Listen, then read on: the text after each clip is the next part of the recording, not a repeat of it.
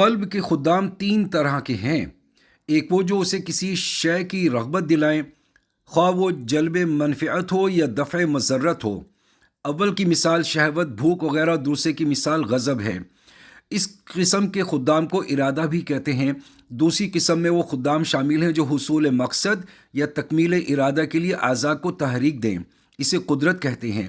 یہ تمام اعضاء اور ہر جزو بدن اور رگ و پے میں ہے، یہ پھیلی ہوئی ہے۔ تیسری قسم میں وہ خدام ہیں جو جاسوسوں کی طرح اشیاء کا ادراک کر لیں اور ان کی حقیقت معلوم کر لیں۔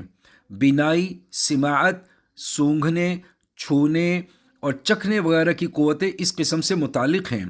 یہ قوتیں متعینہ اعضاء میں منتشر ہیں۔ اس قسم کو علم اور ادراک کہتے ہیں۔ ان باطنی خدام کے ساتھ ظاہری خدام بھی ہیں، یعنی وہ اعضاء جو آلات اور اسباب کی حیثیت رکھتے ہیں۔ مثلا گرفت کی قوت انگلیوں سے ہے، بینائی کی قوت آنکھ سے ہے۔ اسی پر دو دوسری قوتیں اور اعضاء کو قیاس کرنا چاہیے۔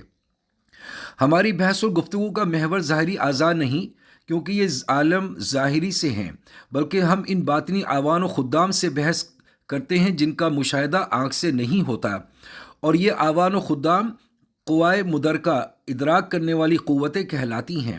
پھر ان قوائے مدرکہ کی بھی دو قسمیں ہیں۔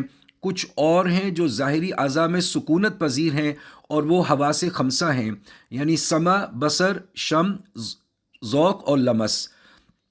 اور کچھ وہ ہیں جن کا مسکن دماغ کی رگوں میں سے ہے، یہ بھی پانچ ہیں۔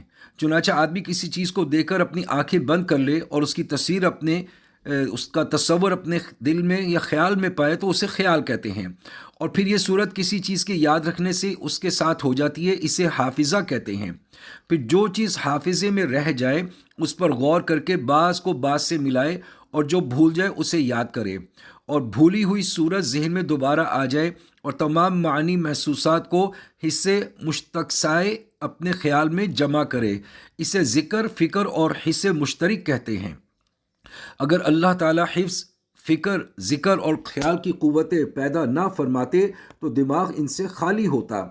جس طرح ہاتھ پاؤں اور قوتوں سے خالی ہیں، جس طرح یہ قوتیں باطنی ہیں، اسی طرح ان کے مسکن بھی باطنی ہیں۔ قلب کے لشکروں کی یہ قسمیں ہیں۔ ان کا فہم دقت نظری پر موقوف ہے۔ کم علموں کو سمجھانے کے لیے تفصیل کی ضرورت ہے، اس لیے ہم کچھ مثالوں کے ذریعے ان قسموں پر روشنی ڈالتے ہیں تاکہ مبتدی ان کو اچھی طرح سے سمجھ لیں۔